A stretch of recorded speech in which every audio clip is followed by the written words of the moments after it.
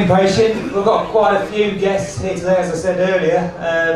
It's given me a bit of a headache, to be honest. There's too many names to remember and too many stats to remember. But first of all, I'm going to bring 5 guys up to have a quick chit chat. First of all, this afternoon, please put your hands together and welcome up on stage Paul Jordan, Simon Reid, Connell, Courtney, Gareth Keys, and the mad Dominic Herbertson.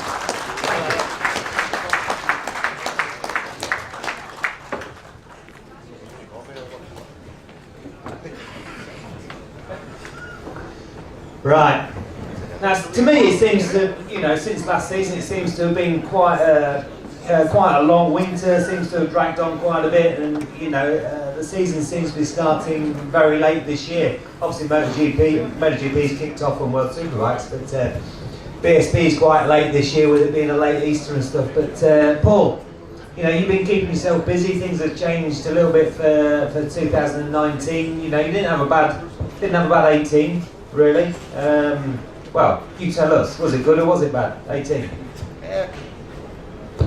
Yeah, considering the start of 2018, I wasn't too sure if it was even going to be on the grid or not, so I sort of just took a bit of a gamble myself. Went and bought my own wee bike and ran my own show. And it's all paid off now. Just signed for the David Kawasaki for the rest for 2019, and it's all looking really good. Really busy year ahead of me, and really looking forward to it. We had a good chat, Motorcycle Live, and the team hadn't really committed then to everything that you were hoping to do, Northwest 200 and obviously all the international road races. You kind of I had a good chat with all the guys involved with this. It's a fabulous team, obviously, that Ivan Linton's strongly linked with, and he's doing great from his recovery at the moment. But you've finally got the bikes organised to come and race at the Northwest. In 4 weeks' time, of course. Yeah, so at the minute just recently we've just sort of done a deal, still sort of on the last stage of, I've got a brand new R6 that's been built basically to the World Super Sports back, so I'll have it for the Northwest. And we're sort of struck a deal with them that, when they bring the old stock, we'll bring their stock over and we'll sort of run it in their colours. The team itself, I don't know what mechanics or who will be there with me, but I'll have one of their bikes there and we'll be definitely quick on something. So what's your main outlook for 2019? Are you just purely concentrating on the road racing scene, or are you doing anything else with it as well? So sort of delving my way back into doing a few British, so we've got Silverstone this weekend coming, and then flying back home Sunday night and doing Easter Monday at Cookstown, and then the first national road race Cookstown, and then back to Open Park again, missing Tandragee unfortunately. And then just straight to the Northwest. So yeah, it's quite busy. Just a little bit. I think Northwest starts 4 weeks' time. Flipping out, you're getting some mileage in beforehand. You should be on the pace anyway. Yeah, we done Bishopsport last 2 weekends ago, and then it was Silverstone there on Tuesday, and then Silverstone Thursday before that, and then I done 3 days of Cartagena. So yeah, it's nice to actually get a bit of mileage under my belt instead of arriving at Cookstown and just throw my leg over the bike and just hope for the best. Right, pass that mic over, Simon. First of all, what's it like having quite a famous father? Does it give you a lot of earache and do you feel like you're always kind of having to step up and be the same as him? Yeah, it definitely has its pros and cons like everything, but you have to sort of make your own mark, so that's what I'm trying to do, Where is he? Is he watching? Is he in here like a little sniper? Where is he? He's probably still drinking tea. Right. Now, he was obviously very successful, very, very fast, world class really. And that's not, things have changed so much since his time in the game, but do you find it a great asset to have him beside you? Yeah, it's great to have him, there's no doubt I wouldn't be able to go racing without him at the moment, so yeah, he's a great help from start to finish. He always has been from when I was racing motocross right through to now, so yeah. So what is it, 2019, what's your main line of attack?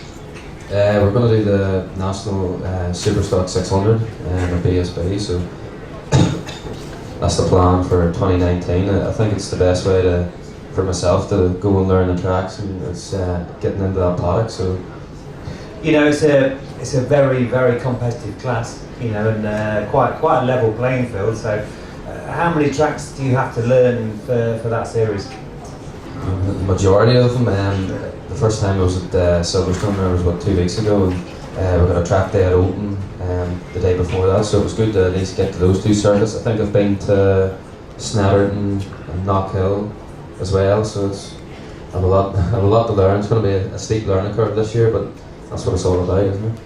Yeah, it's difficult. You know, the amount of track time you get now at British Championships, there are so many classes, makes it obviously more difficult or harder to learn the tracks, as well as find a setup on a new bike. What bike are you riding? Yeah, going to be the Yamaha 6. It's just sitting down the back there. You know, it makes it difficult to find a setup along with, you know, of course, being on the pace and trying to be competitive. Yeah, it's definitely it's difficult, you know, just of learning the circuit and gearing and set. Like as you say, it's just it's a lot to take on, but I'm just going to have to get the head down. Yeah, I bet it's like your dad says as well. Right, now then, young man, I don't really know very much about you. We just met a little bit earlier in the loft over a cup of tea, but you spent most of last year injured. Pretty much, yeah. It was one of those things where you had, you know, big plans for 2018 and you're going to do this and do that, and then just before the start of the season, a wrist that I broke in Knockhill in 2017 during training. Obviously, boxing might not actually be the best thing for hands and knuckles and wrists, but I managed to injure that again, and it was just a lot of time on the sidelines. To say 2018 was a disappointment is an understatement. You know, really felt like after those 2 years in England, taking a huge step up, and ability-wise and confidence, and even just the minor details of mental preparation and everything, I felt so good. And to miss 2018 was a big disappointment, but we're back and stepping up to the 600 class. So I mean, I think looking at everybody who's in the 600 class, it's probably at home. It's the most competitive 600 class since probably the Regal days. Looking forward to it, and it's going to be a steep learning curve, but yeah, looking forward to the challenge. So when you say injured boxing, was you fighting the missus? No, because I never win that one. Okay, wise man. Yeah. No, it was just an unfortunate training incident. Just caught a boxing bag around, did the wrist. I think it was already, you know, Or damaged. So there's a lot. It's safe to say 2019 preparation is slightly different. Yeah, it's not easy. Whatever class you're riding in, of course, Supersport is probably I think it is one of the most, you know, competitive, and the depth of field is always very strong. But I'm not really switched on the Irish Championship, in all fairness. But you know, I think of course with the bigger bikes, the 1000cc being so competitive now, and Superstock, I mean, being close to the Superbike times, it's a real difficult class to be kind of starting out and getting competitive straight away. Yeah, it's especially now because everyone at the top of Supersport are now in Irish Championship are now aiming for Stock 600 in England or Supersport. So most of the guys that are been, you know, like Robert Kennedy and Jason, they've all been over and got that experience, so they are at that level. But what that does is it brings everyone else who's chasing them up, you know. So it's definitely, series has improved and the depth of talent's crazy this year. Well, let's keep you on your toes anyway. Right, Dominic, why do I start with you? Now, it's hard enough for me to understand these Irish boys, but your accent's just ridiculous, and your accent's a lot better than your mindset. But anyway, 2018, let's kick off there. You know, obviously I first met you at the Northwest as a newcomer, but last year, you know, you had quite a decent year last year. You know, you come from a kind of a I can see the light in your eyes there, Mike. Look at him, he's looking at me going, I'm trying to be nice here in front of everyone. Let's continue. Obviously, TT-wise, you know, I didn't realise to begin with about your father racing as well. Mate. The old man racer. Show everybody your finger. Well, the lack of it, you mean. Well, at the end of the day, I'm not very welcome anywhere, so I thought if I spill all my blood on Ulster soil, I might be welcome here. But by the look of you lot, that really didn't work. Oh no, that was a character building time. That was at the Sunflower last year. Obviously, I found out Paul Jordan was going to be my teammate at the RC Express, and I thought I better pull my finger out my backside, and instead of that, I pulled my finger off.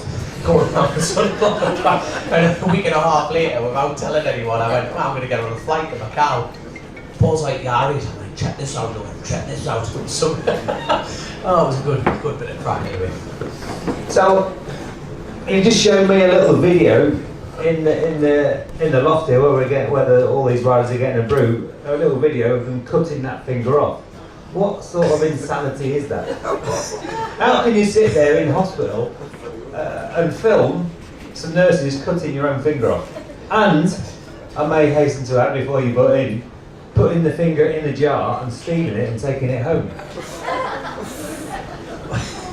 Well, I can't remember getting on the motorcycle, unfortunately, but I woke up in the ambulance, and then the first week, so my father lent me his super twin to come to the Bishop's Court on to get some extra laps on.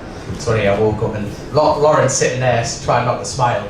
I woke up in the ambulance, missing a finger, and the first question was, which bike was it, Lauren? And don't worry, it wasn't your dad's. I thought, thank God for that bite, because I would have lost a lot more than just a finger.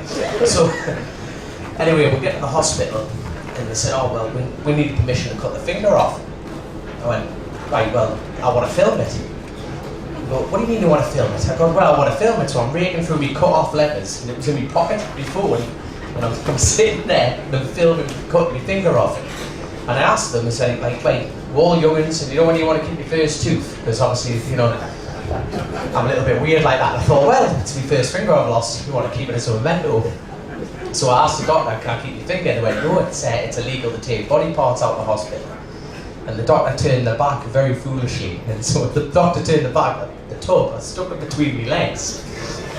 And then the nurse is coming over going, I know this is a bit insensitive, but have you seen your finger? I went, it's a bit early for that, mind. You know what I mean? No, I'm going through a bit of a trauma here. So anyway, Lauren, bless her, she came to pick all my gear up and my lid. I'm like, Lauren, she put it in this lid, and Lauren's going, what's that? I went, it's my finger. She's going, Dad, just keep quiet and just get out of the hospital. So bless her, she's walked into the hospital with my finger in my helmet, smuggling body parts, Mrs. Frankenstein out of there. Making body parts for us. But obviously when I got home, and I thought to myself, well, actually, I've got a tattoo, and my mum hates tattoos. I've got a tattoo the day before I lost my finger. And I thought, I'll go through. And my mum gave us that finger years ago. Years and years ago, and I thought, went up to her and went, Mother, I've got you a little present. And I presented her with this finger in a pot, and she looked at us and went, do you think you're funny? I said, you think that's funny? And presented this tattoo, but she dropped the finger and went from my throat going, what do you think you're doing? And sure enough, it's still in the freezer at the moment. So if we ever get raided by the police again, we've got some explaining to do, I'm telling you, there's some crap. Again. I can imagine why. Right, so let's move on to 2019. What are your plans? The plans are Northwest, TT and Ulster, but no, I'll tell you, my first meeting I was at Castle Coombe, and it didn't go to plan. I'll show you how it didn't go to plan. Hold up.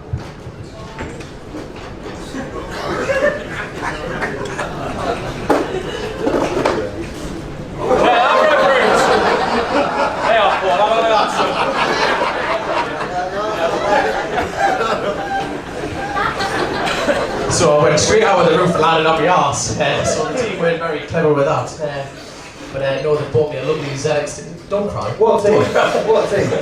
The Davies Motorsport team. Now, that's the team I won the Classic TT with. And obviously they thought, right, we'll get you on the modern stuff and we'll see how you get on. So they bought me the lovely limited edition number 62 in the range 10RR. So there's a few problems with that. Went to Cadwell on that on the Wednesday. Well, I say problems. Back brake didn't work, front brakes were awesome, thank God, but just a bit lazy off the bottom end when you're just trying to pick it up off the throttle, take the tension. It's not like I know what I'm doing. When trying to take the tension out of the chain, it's all there, and 7 grand onwards, it just wants to have you off the back.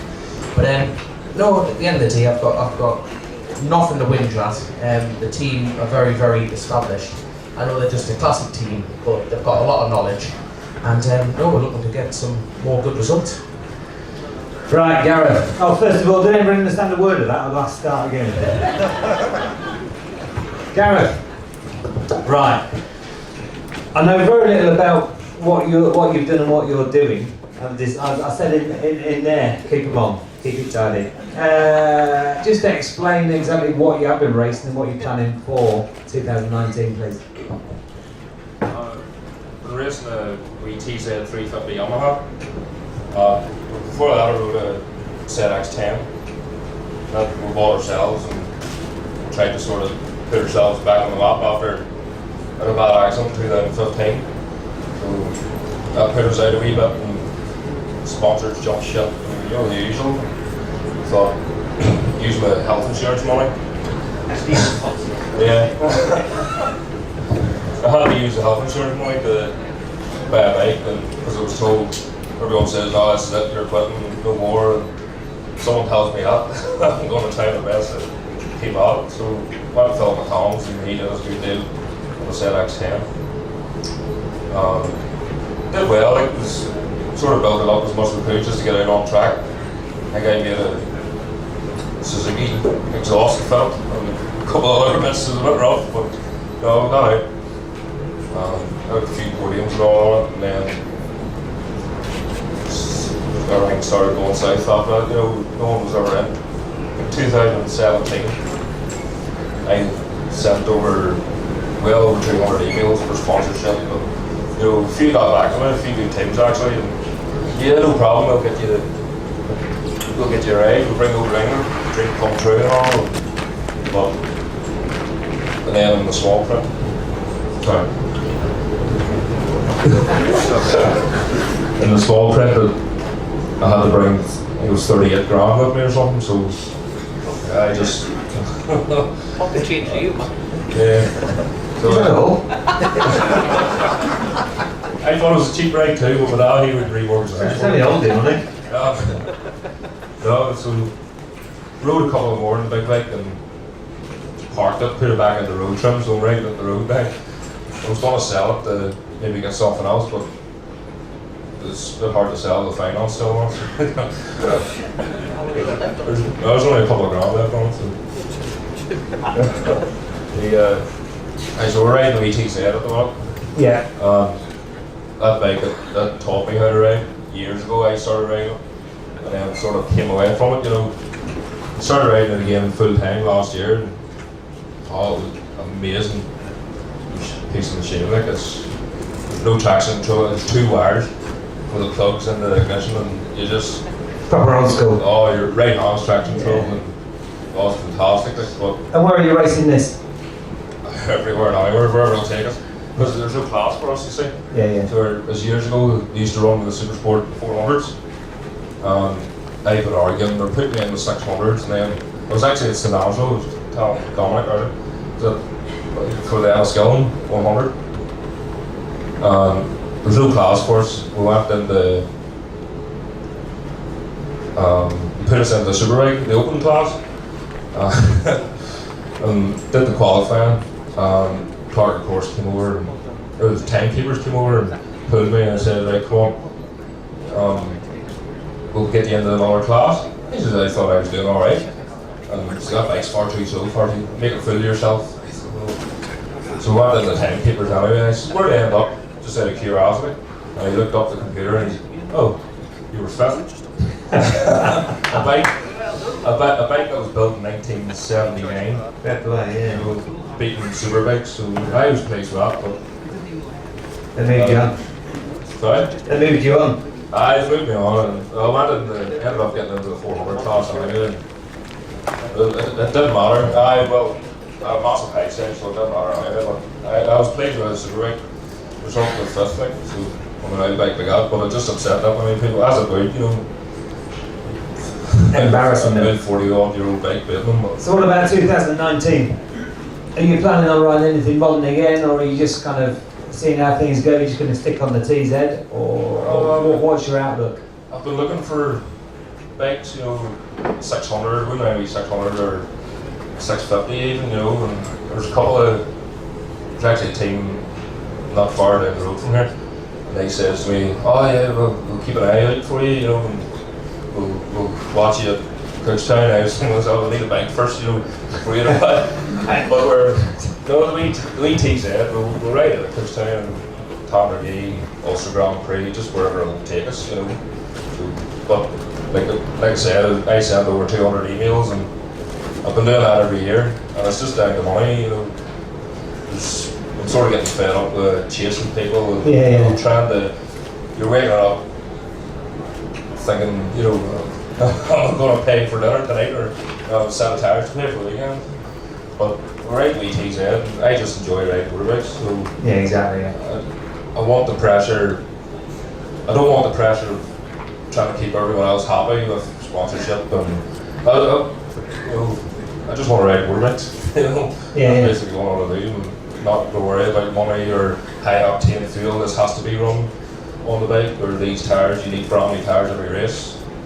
So we run the same tires most of the year. It's hard life. It's hard work trying to keep everything and pay for it, especially out your own pocket. The days have gone where you can just flip and ride out the back of a van and go out and start proving yourself and being competitive riding out the back of a transit, well, not particularly a transit, but any kind of van, you know, it's difficult. But right, Connell, looking at for yourself, you know, obviously with the Irish Championship stuff, you mentioned about, of course, the guys that are going over to England and racing the British Championship. Is that something you're kind of looking towards, or is that ideally where you'd like to end up and go and get some more experience? Yeah, I mean, that's the target.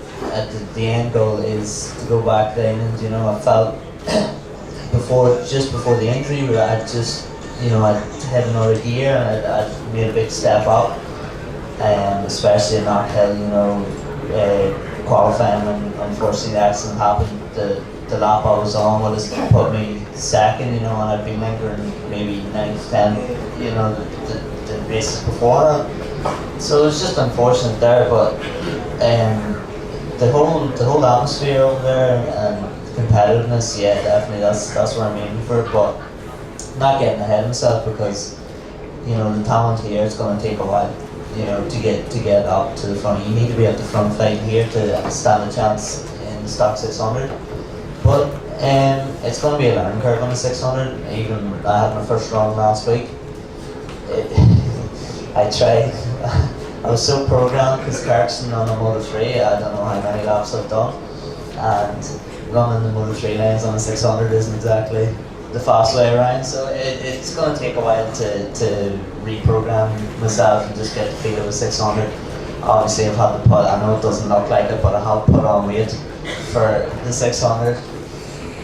My dad says fat, but I say muscle.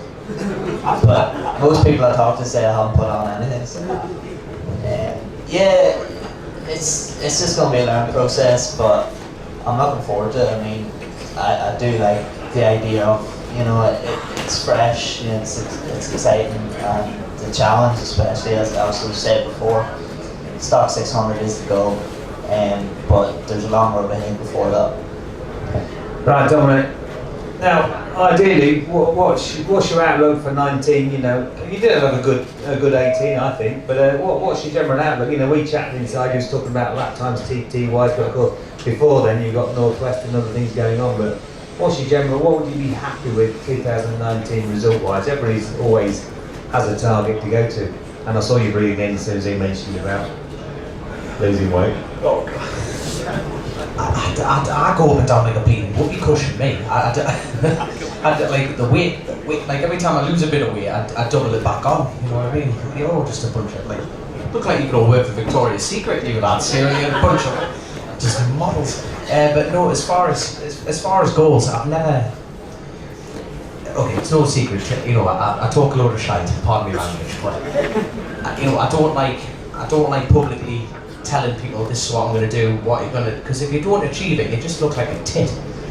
You know what I mean? Yeah, it's not about, obviously, you've got, my point being is you've got to have a personal goal Oh, for anything to achieve and to get, you know, to move up the ladder and to make yourself happy doing and put as much time and effort into any sport. Oh, that's it, you know, but all of us here, look at your career, you know, you don't just wake up and go, no, I'm going on a motorcycle today, you live and breathe the sport, like everyone in here, we're all very passionate people.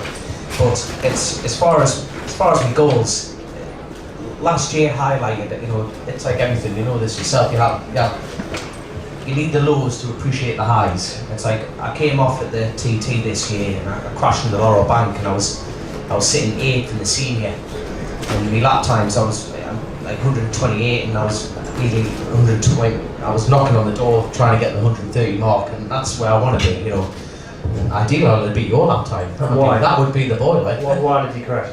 Because I'm useless. No, seriously. I came round, it was totally my own fault. I came round the corner and up the BMWs, you've got the blitter systems because us modern lads, we're just getting bone idle. We don't even believe in a clutch anymore. Once you pull off on a modern 1000 now, you don't use it again, you just go up and down the box.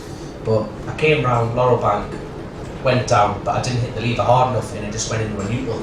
Just that lovely in between, but you find 30 man now, we've all hit false neutral lads, and you just go in, loaded up the front and went.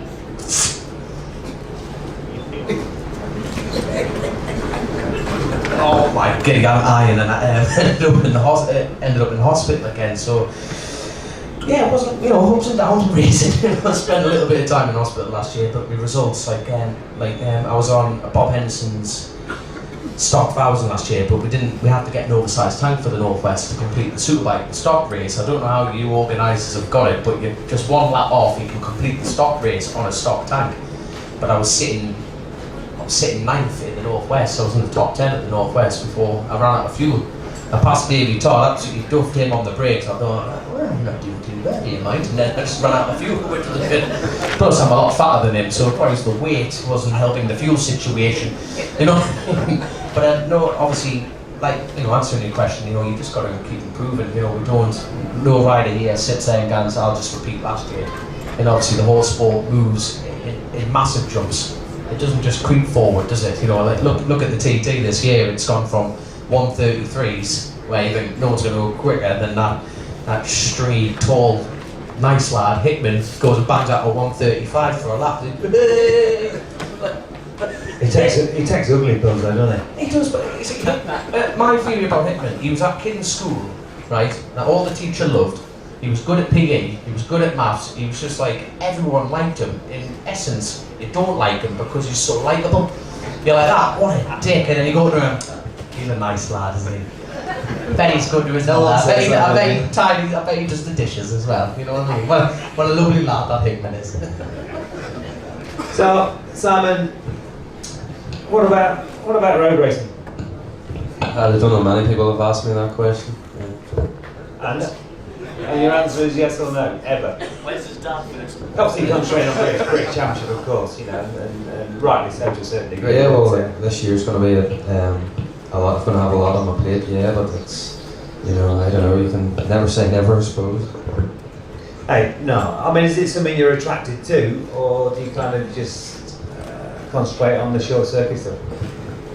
I could say. Is he in it? Where is it? It's No, he's not in. You can say what you want. He's not listening. No, it's the mum that would be worrying about. That's your mum? No, she's not there. Oh, go on, tell everyone that they're No, it's An honest answer. up at my house. It's always been, you know, it's been road racing. You know, that's just been sort of the pinnacle. But you know, I go to. I think it was at every single road race last year. You know, I go to all the road races and I love it, and it's probably not going to change. Like so. That's just answered the question then. No, well, I'm going to ASB this year. And No, it's difficult, I know, and it's really hard to jump from one to the other, discipline-wise, I mean, because it's so different. Even the Northwest of the TT is difficult, or different people at the front, really. Hickey and Dean Harrison do not dominate the Northwest 200. You know, it's a mass start. You've got to change your style of riding, of course, from the Northwest to British Championship to the TT, and if you do it, the World Endurance is completely different once again, you know. yeah, well, I suppose like you know, it seems to be all the top road racers now need to be. They're all at BSB, you know, but they have a lot of experience and they know the differences and how to approach it, I suppose. Yeah, in my mind, the main reason, you know, I don't think it brings their pace on for the TT at BSB, I really don't. But what it does do, it gives them mileage with electronics and various things, so you're at one with the bike completely. So, unfortunately, the TT, taken away 2018 because the weather was fabulous for 2 weeks, but quite often you get very little time to make changes, you know, and you can only do it once every 37 miles. So it's really difficult to get a good setup. So if you're riding the bike every weekend, then... Yeah, well, it's like anything, you know, the more track time, the more time you're in the seat, then obviously, you know, the more comfortable you can be and the better you can perform. So I suppose that has a lot to do with it. But that's what 2019 is going to be. The main target's just going to be the 600 at BSB. So when you finished, obviously with the British Championship and doing the North Western at TT, no, seriously, where are you looking to be? Where do you want to kind of aspire to, as in championship-wise? So you can end up like your dad, being a rock star, walking around and still getting recognised everywhere. I don't even know if I'm going to answer that question. British Championship, World Championship, what? Yeah, I like riding motorbikes, and you always want to ride at the highest level that you can, and it's just all about moving up the ladder. Well, this year that's I know in my head what I want to do, and I'll have to be progressing all the time. So I'll just push that as far as I can. You obviously want to ride. Everybody wants to ride at World Championship level. That's really the pinnacle, isn't it? Of course, yeah. No, and it's the biggest test, of course, or the biggest, the highest level of rider. Paul. Now you're moving over, of course, to a full team with the Deathbed boys. It's a good little team. It's not little. So it's a great team, privateer team as such. They chuck a lot of money at it and are quite professional. They've won a lot of races with various riders. But do you feel like you're under pressure going there? What's the main kind of how easy is it to feel at home with the team? That's the question. Yeah, to be fair, from word go, even with me and Dominic worked in Macau, there is no pressure from them at all. They're there for the right reasons, and they want to just enjoy the racing, and that's what I want to do as well. I'm putting enough pressure on myself, just training all winter, and they've done a lot for me over the winter, and I give me as much mileage as I can. And every time I get on the bike, I feel like I'm starting to ride the bike like how I used to. Is where over the years, I'd say having that confidence that I can just do what I want with the bike, and I still feel like the bike has just been taking me for a ride. So I just want to get back to where I am and just be confident myself with. And so for this year, 19, you did the Ulster as well with them. Yeah, did the Ulster, all international cow, Southern 100, trying to pull a leg through a few more Britishes because to be fair, I'm starting to enjoy the short circuits again. Really? Yeah, to be fair, it's just something that took that a long way from it. It's just nice to get back into it. I feel like you're actually doing a bit of scratching, whereas like the roads it's just not the same. Where every corner you're going into, like British Championship or any short circuit, you're on the limit of crashing. Unfortunately, it is a nice feeling, knowing that you're that close to crashing. No, I get it. It is. It's not when you're winning. It's everything, as you know, as everybody knows, it's easy when you're winning. But of course, you've got to be right in the knuckle and you're right on the ragged edge. There's a lot more comes into it, of course, with that, and even on the English tracks, some of them are not great, as in safety-wise. Yeah, no, that's true as well. It's like Simon was saying, about where he wants to be, and to me, I just want to win a TT. Regardless, it's the most rewarding thing I've ever done in my life. Regardless of where I finished, I've won the British Championship race before, and I've done a few things in my life, but finishing any TT race, any TT rider, that is the most rewarding race I've ever done in my life, ever. And everybody that's ever done it should just pat themselves on the back because it is something else. Very true words. Has anybody got any questions for these guys? Flipping it. Well, thank you for having us. See you later. Show a bit of it now. Nobody got any questions? Obviously, you don't want to see anything anymore on this one. Right, well, please put your hands together for these guys. We'll back out on stage in probably about quarter past one, back on stage with some of our other guests. There's quite a few in there. I can't remember exactly who's in there. Keith Farmer. Who else is there? But quite a few. Glenn Irwin's coming. Some guy called Irwin. One of them. He's coming over as well. So we're back on stage about 1:15. Thanks for listening. Thank you very much.